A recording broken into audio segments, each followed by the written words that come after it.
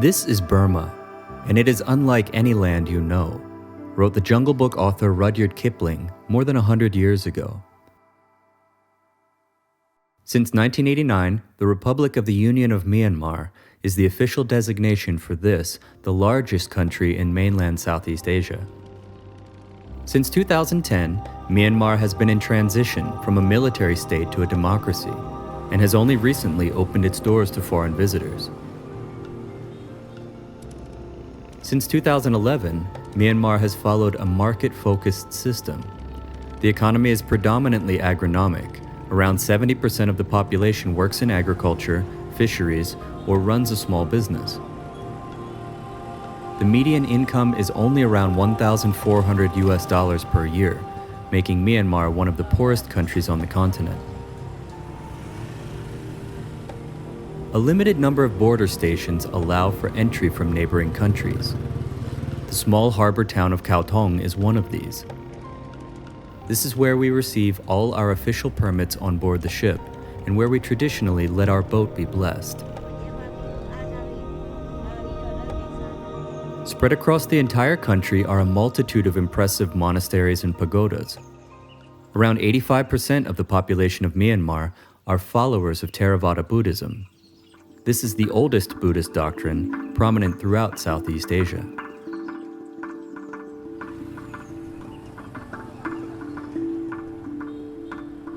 Monks renounce all possessions. Items they need are provided by the local community. This includes daily meals and dark red robes, worn as the monk's garb.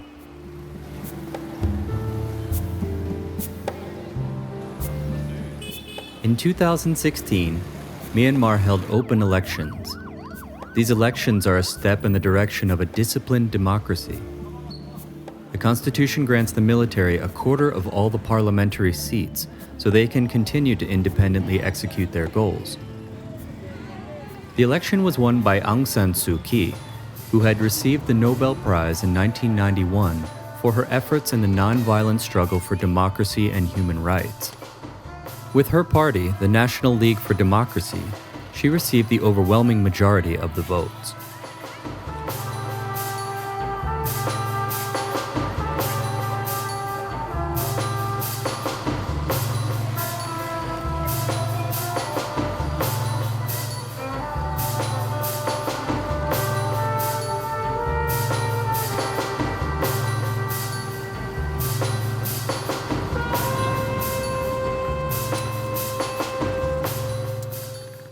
The still young market economy remains at a low level, and as before, the fishing industry continues to represent an important source for the diet of its 53 million inhabitants.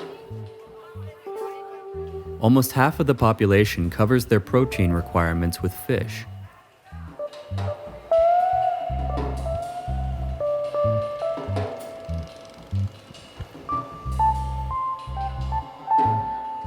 The fishing boats are a workplace as well as the center of daily life for people from all parts of Myanmar. Unofficial export, as well as destructive fishing with dynamite, which was widely practiced in previous years, is being tracked and punished since Myanmar opened its doors to the international community.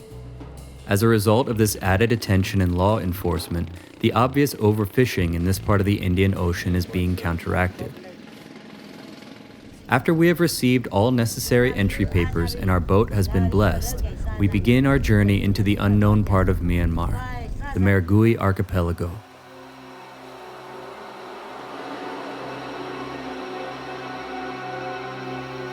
Mergui has been described as the world's largest undocumented archipelago. It is composed of some 800 islands spread along 600 kilometers of coastline in Myanmar's Andaman Sea, and around 40 islands in neighboring Thailand.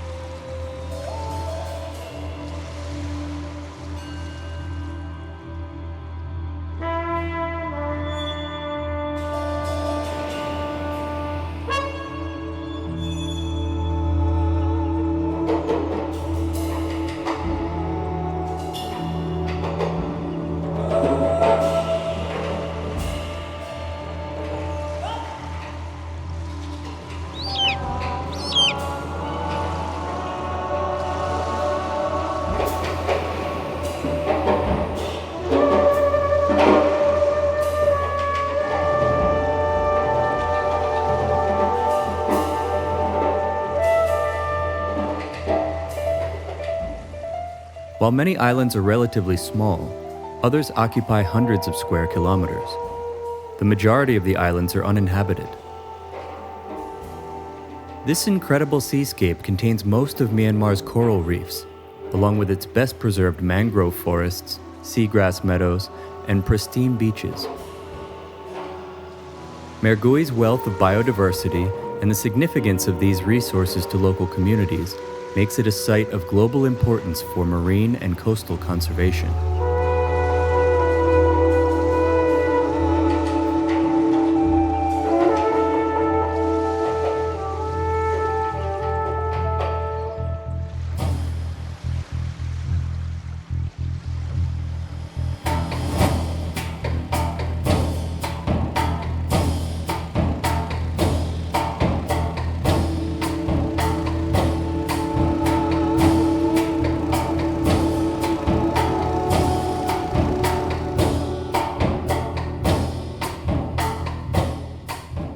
While most of the world's population is land-based, living in fixed homes, there are those who prefer to follow a different lifestyle. A small number of Mokens still roam the sea and coasts of Mergui. They are the original inhabitants of the archipelago and strive to maintain their nomadic marine life. Either on a single boat or in a fleet, the families or teams sometimes wander great distances during annual fishing cycles. In a marine environment, the boat is a necessary part of life, a natural extension that allows these people to live the way they do, in harmony with the ecosystem.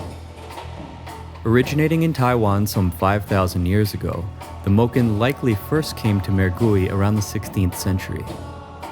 Mergui, with its hundreds of remote islands and inlets, provided tranquility for the Moken and allowed their sea culture to blossom and flourish for many generations.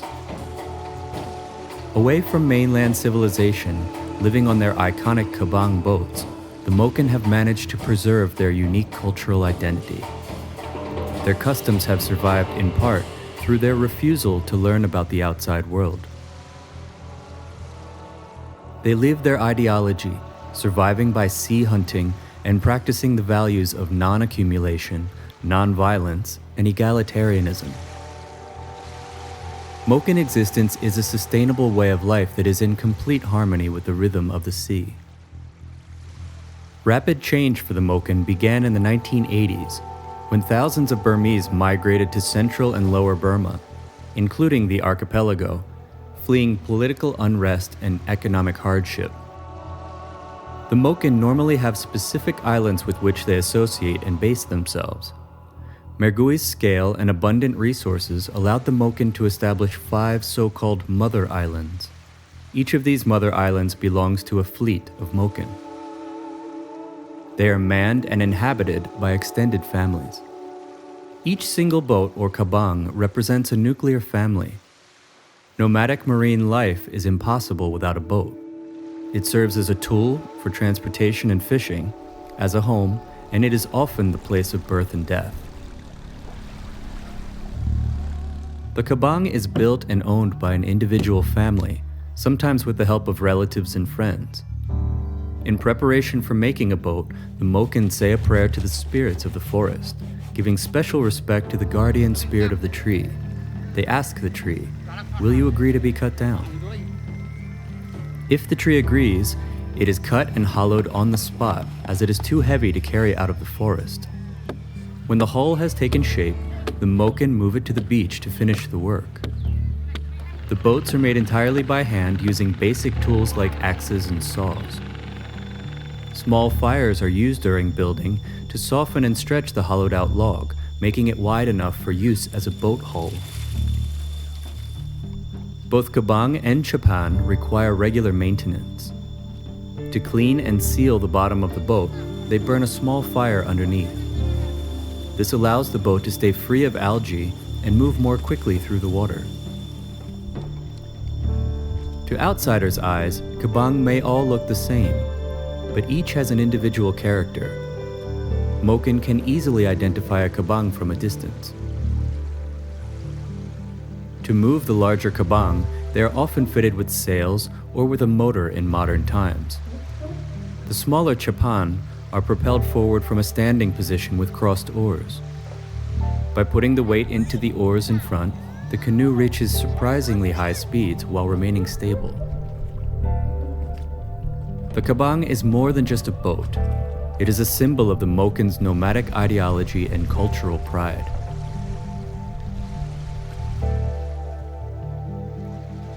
Each kabang is like a microcosm of Moken society. It is both a vehicle and a shelter for a family, ideally composed of 2 parents and 5 children according to Moken custom.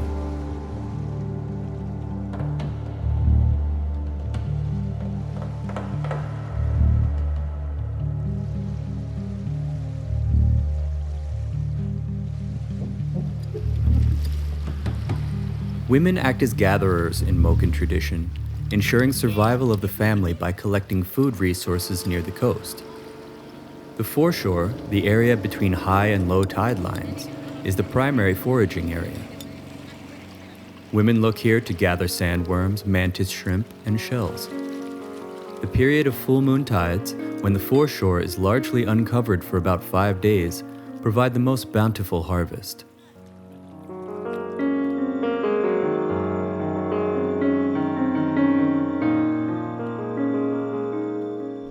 Hunting is a highly symbolic activity reserved exclusively for the men. The Moken believe that animals possess a spirit or a soul that determines which animals are allowed to be hunted or not. Dolphins and whales, for example, are not harmed because they have a soul that is considered related to a shaman or medium from the tribe who has already died.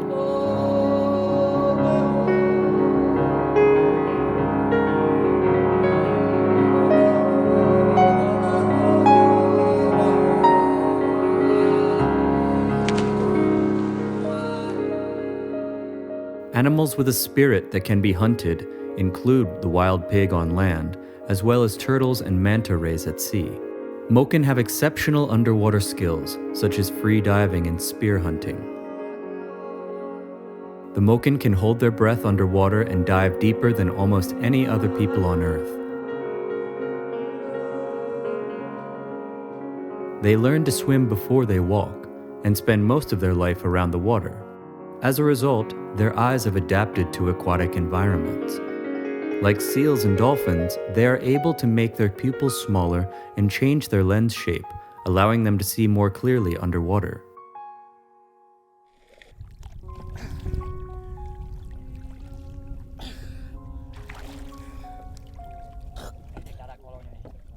The Moken remain silent when encountering these beings as a mark of respect.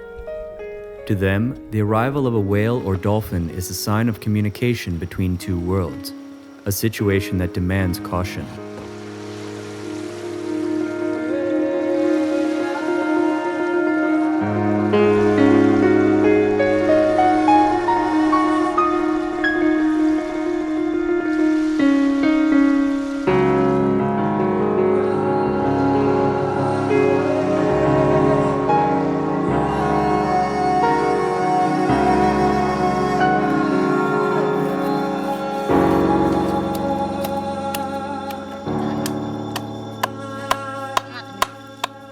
The abundant resources of the Mergui Archipelago made it possible for the Moken to establish gathering areas between 5 mother islands.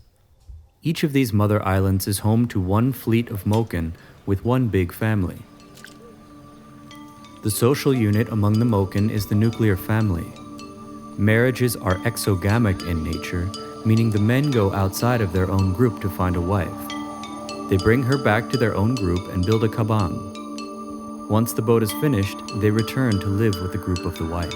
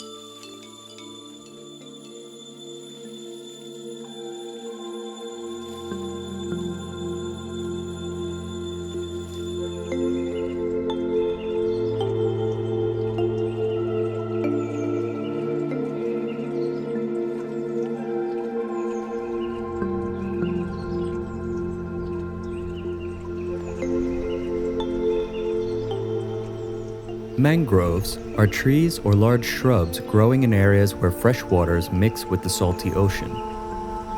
These habitats are subjected to regular tides, variable salinities, droughts, powerful storms, and heavy rains during monsoon season. The mangrove forests in the park are among the best conserved in Myanmar, with a high diversity of mangrove species and a high ecological value.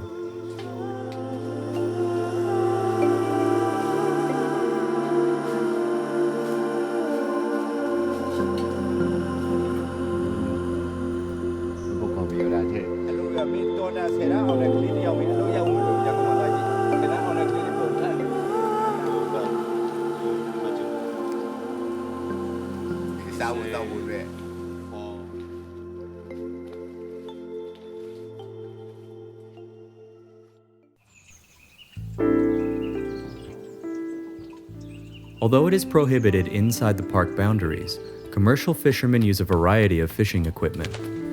Fishing is still the most important activity of the area, and many lives depend on it.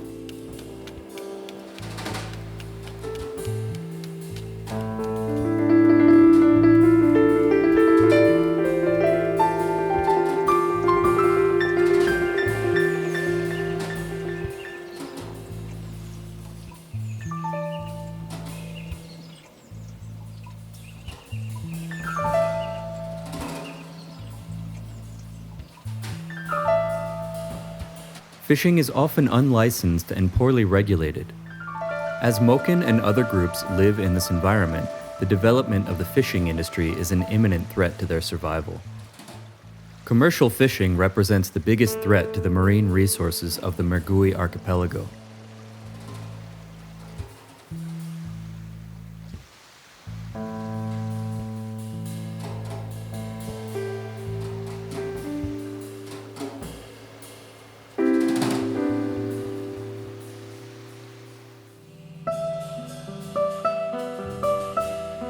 At the night time, they have to take their good fishing spot around 6 o'clock, and then in the daytime they have to come and rest. For sleep, in the daytime. So they have to come back more protected area to get good sleep. Now, it depends on how much squid they get. If they get a lot of squid and a lot of fish, they catch until morning. They are working in 1 year just for 8 months.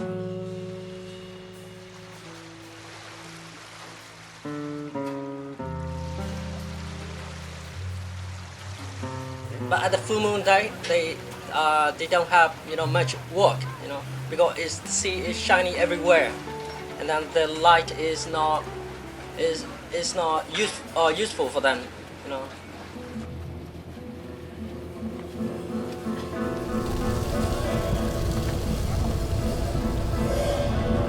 I don't really like to be a fisherman on squid boat, because at the night time it's so cold, then wet, and then the smell is so the smell is too fishy. I don't really like to be a fisherman. They don't know each other before, but they just come and meet at the boat. They come from different part of Myanmar. At the back of the captain room, there is just a tiny space, so we have to sleep together. It's quite not really nice to sleep, but we used to it. And then they have to get up at 3 p.m. At 3 p.m. to preparing their net.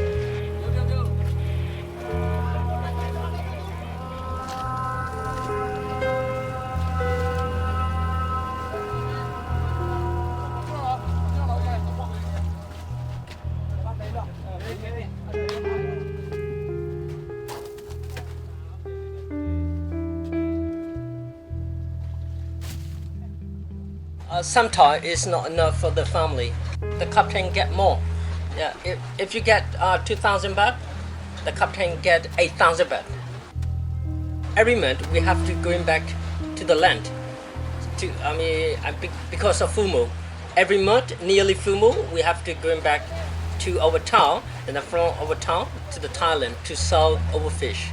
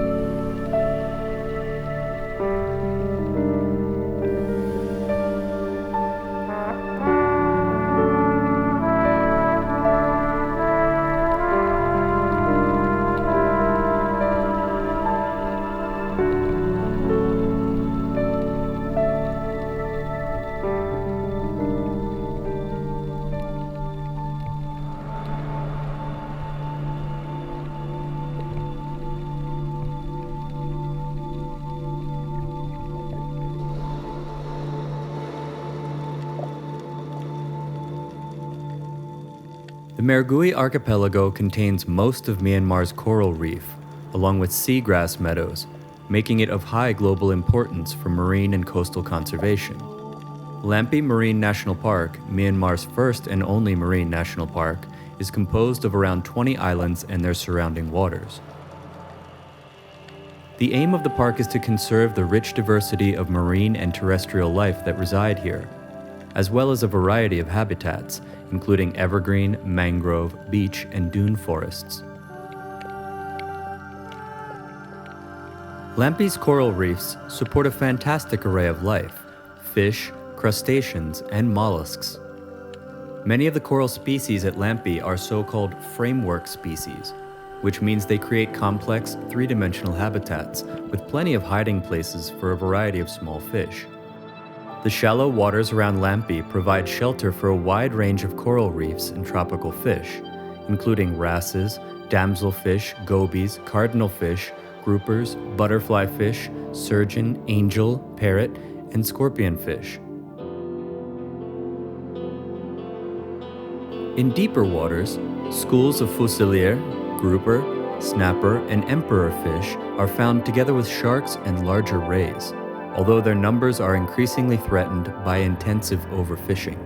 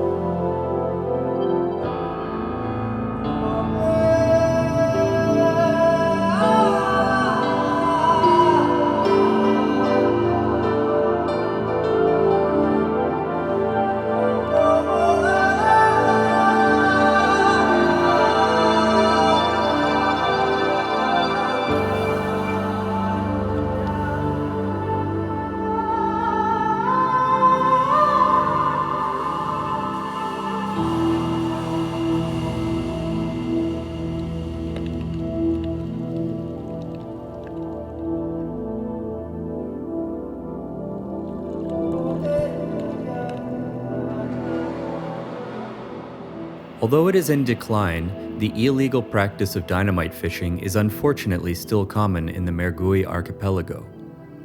Its destructive effects are clearly visible on the coral reefs. In addition, dragnets and anchors scraping over the seafloor demolish wide areas of healthy coral.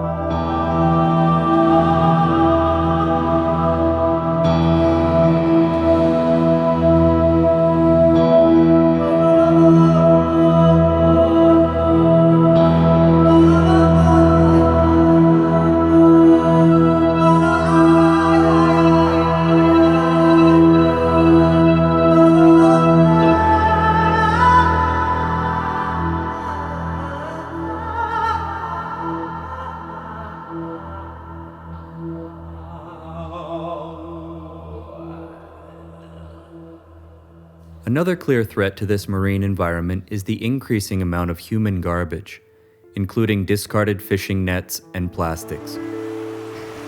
Because you need to think that this area, due to this isolation for many years, is an area that has been totally undocumented.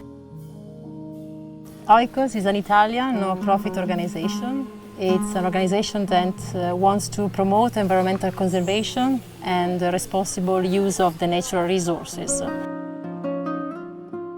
Oikos started this journey together with the local authorities on one side and the community to understand the environment and to define which were the critical zone of the park that needed total protection and which, of course, were the area of the park that could have been used for the population to live in, because, of course, they still need to look for wood for their houses and so on.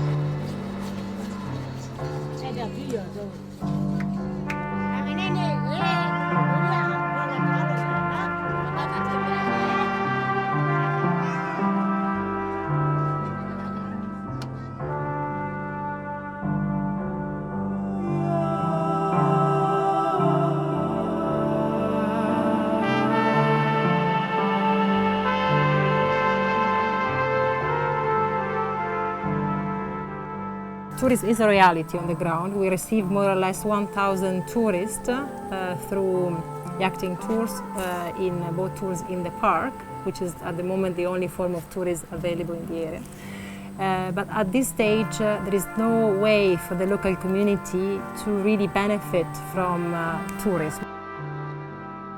Mergui and Myanmar's Tanintari region are opening up for tourism, which offers new and alternative income and employment opportunities for the region. While community-based ecotourism is one of the most promising livelihood activities able to support conservation objectives, local people have few, if any, skill sets to develop tourism businesses and no working experience of the sector.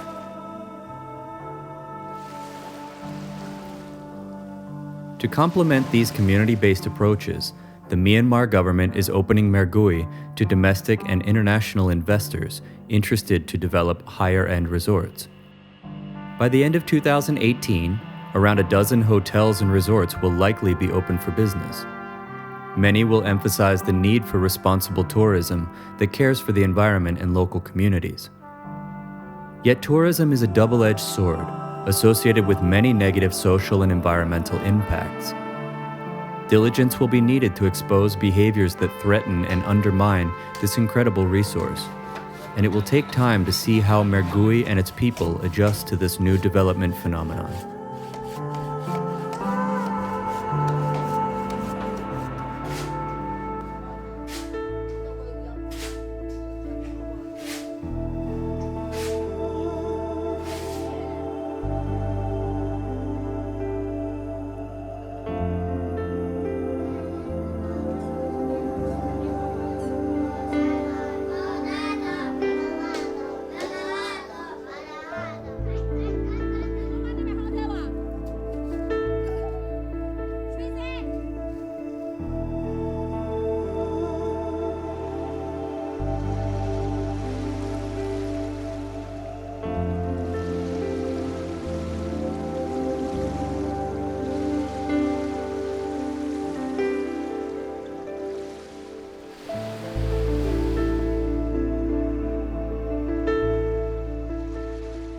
It's no surprise that many tourists coming to Mergui are fascinated by the Moken.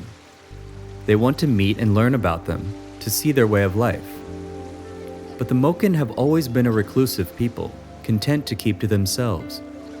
Their main interest is to stay entwined with the sea and their traditions. They have little interest in material consumption, and they prefer to keep their possessions to a minimum, to practice non-accumulation. Yet learning from lessons and mistakes elsewhere and being a culture threatened by wider changes around them, the Moken are slowly realizing that tourists may be a resource they can use for their cultural survival. To engage with tourists on their own terms, a cultural map is being prepared to explain their spiritual and physical relationship with the archipelago. This map will be used by the government as well as the Moken as part of a wider plan to set aside marine and terrestrial resources to enable their cultural survival. Moken do not have any notion or measure of time. They don't know their own age. They have no word for worry and no word for want or goodbye. What they do have is a successful 2,000-year history of life in harmony with nature. We would be wise to study their simple model, to preserve this priceless region as it develops, and thus to keep the spirit of Mergui alive.